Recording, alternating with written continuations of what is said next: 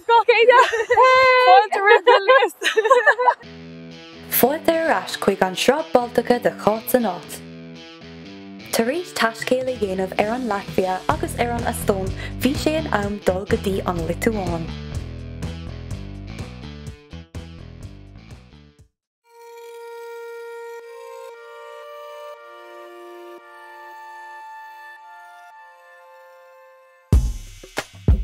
Thógamar bus 3 uair agus 45 nóiméad ó Riga go Vilnius ar deiridh sneachtúil agus shiúlamar ón stáisiún bus go dtí ar Liotuáine sa Gimbal.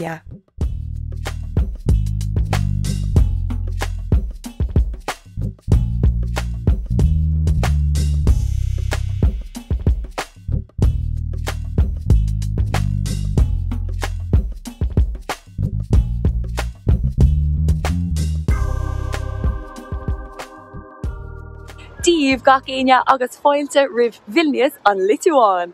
Tá míad díreachtaréis srise an seo agus formar amach gur bé seo Lá Saoirse na Lithuania. For an Lithuanian navsplachas an seo I Vilnius sa bhí an 9 agus tá siad ag cheiliúradh in nómh, tá na Baltach in ngacáid, tá searmanis ar siúl agus seo é an lá forfa chun Vilnius a eáil, so tarlam agus fécar na cheiliúradh éagsúla atá ar siúl an seo. So tá mé an seo leis na cailíní a rís mar is óldíomh tá mé ag dul tríd na Baltacha an tachtan seo, so tá mé le Emer agus Níomh agus Emma rís díomh cailíní.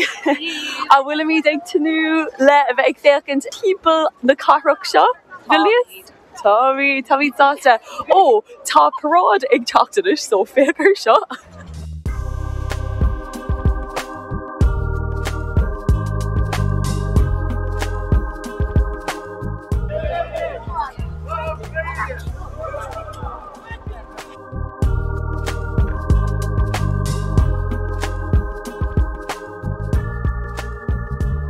Tá mí ar an bríomh srádanis agus tá sé anna gnóthach ar fad, tá an atmosfér go híoming agus tá míad ag lurg áit den lón tá achas an domhan org.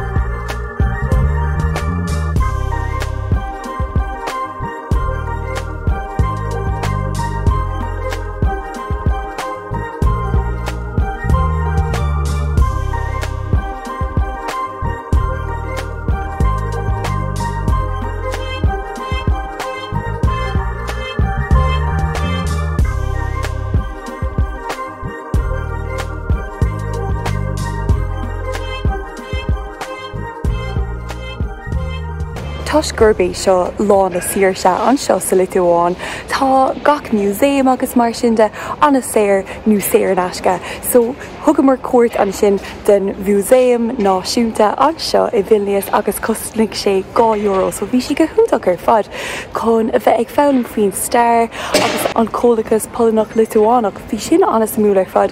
Bhí an Lithuanian có mór I rith an séú agus an seachtú ístéig, bhí sé go húntaach ar fad chun fálam faoi sin agus amárach be míad ag déanamh trosisiúlóide eile chun níos mó a eolaim faoi sin mar tá an stair cósaibhir an seo. Seo ceiliúradh eile atá ar siúl I gcóir lá an nasúlachas nó Lá Saoirse, tá siad ag lasad tine tríd an príomh sráid an seo, tá daoine ag canna, tá daoine ag damhsa, tá sé go háling ar fad. Gach bliain, lastar sé hinna cnámh ar oscail go Dominis, chun aontacht Saoirse agus tíorgrá a léirú ar Lá Saoirse na Lithuania. Tá gá lá navsplachas ag an Lithuanian in áiríre, ceann ó 9 agus ceann eile ó 9 Déanann an 6 lá de bhí feara ceiliúradh ar navsplachas ó impíocht na Rúise.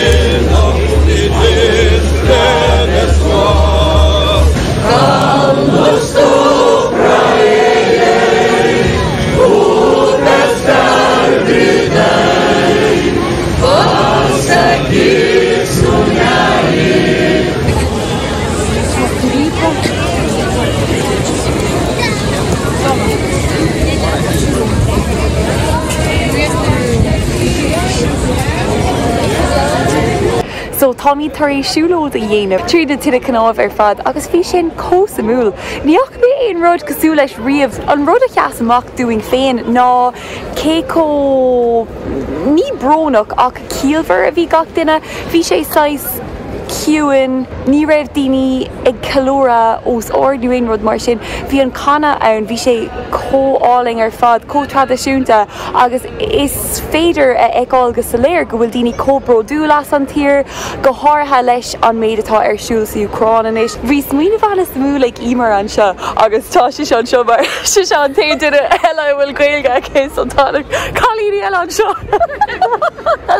Agus tá siad ag rá an rud céad as béla ach íver like bhí tá ag rá idir conas a bhí an cheiliúradh ribh an cogad like an raibh sé cóciún seo nó an raibh sé níos glúir bhí ag cheiliúradh an lá seo. Neadidir tá sé sa múl níl sé mar seo an éir an caiig mé rá so tá sé có sa múl agus tá fíor bhuiil go raibh an deise going ag seo eáil mar ní raibh mar agsúla seonéach ar ní raibh is going gur bhéh an chéin látáid an séú lá déag mí féra mátá tú timp na háite seo é an áit Cinnte, seo iad átá sé anna speisialta ar fad. Díomh ar madan is tá mé ag fáil ATM, tá na chalíní eile ag fáil an bricfásta, beidh mé ag dul lo taréis sé seo a caithmíd airgad áil chun airgad a thuirt ar an teoirí, mar ar madan mar dúirt mé hena féin táimid ag dul i gcóir trosisiúlóide eile agus táimid ag tnú mór leis tuis go bhfuil anna cuid stair an seo agus marann sé gá uairge leis atá sé fada go leir agus tá sé róta inmh, tá sé lúda héad faoi láthair.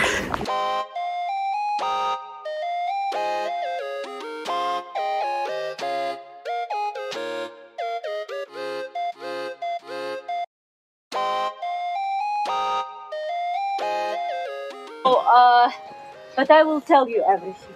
And I have already mentioned to you that Vilnius is a city of Baroque architecture, right?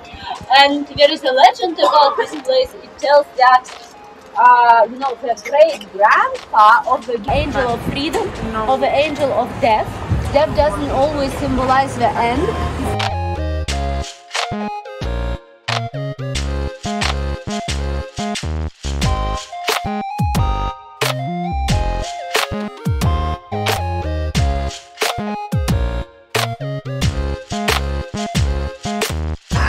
Féidir bunracht na héireann. Tá mé aige nach gad na chfuil. Tá bhí tar éis dul go dtí tír eile, tá bhí den úsú pis faoi láthair agus sin poblacht eile atá an seo Vilnius. Cófánach anna bhaintach leis na helína agus mar sin de anna séir mar déir fá tá lína ngachgáis tá sé anna cultúrtha agus anna íbhing, anna difriúil ar fad den piasan an cathair eile.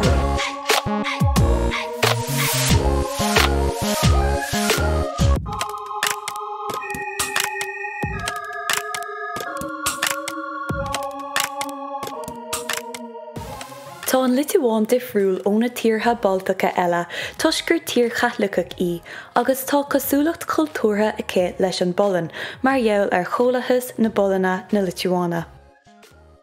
Tá altracht úntaach ag Vilnius a réanta stíl ó ghatach go barócach go clásicach.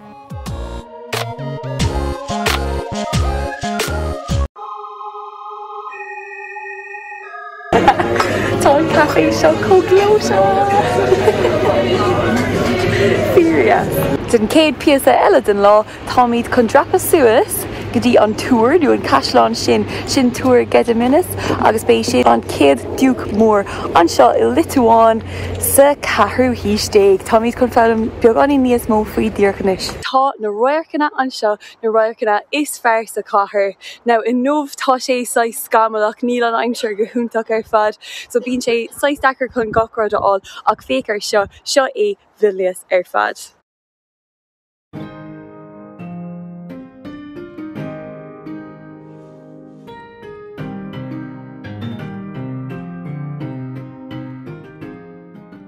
Seo é an taobh nua aimseir den cathair Vilnius taobhhiúr do an seo. Bíonn thart ar lá milliún daoine ina cónaí anseo, so is cathair anna bhór í an cathair níl cathair is Moza Baltach sin Riga ach tá sé fós anna bhór ar fad.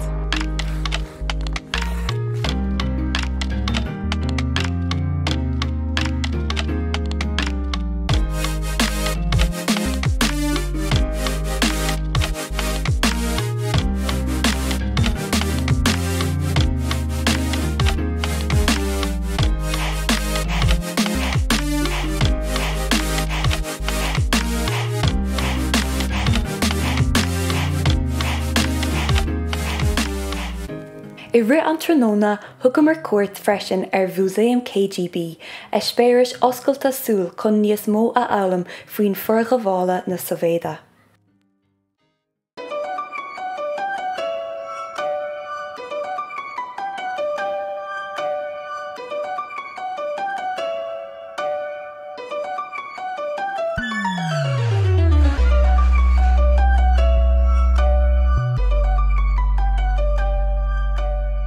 Tá mé an seo I láthair I jail, well jail KGB agus tá sé códarcha an stair atá an seo leis an Aontas Sovéideach agus leis an KGB tá sé go hanis ar fad. Tá mé sa clós faoi láthair seo é an áit chun an aclaíocht a dhéanamh agus na seomar codalta gachrad bhí siad cóbeag go hanis.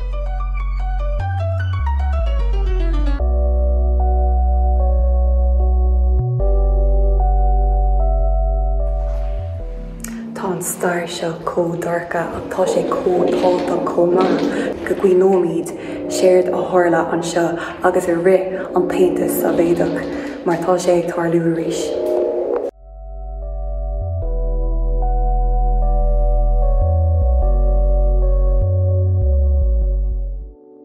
Dúir duine deireanach cúmar go bíalann traidisiúnta Lithuania.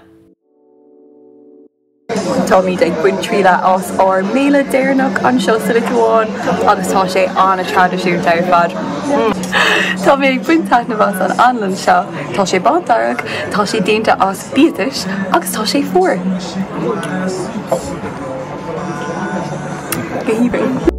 Tá bíonn na Lithuania sever agus críúil, ba an tarrán fricha le cáis agus na dumplagáin a dtugtar zeppelins ortha na cín gur bearlam.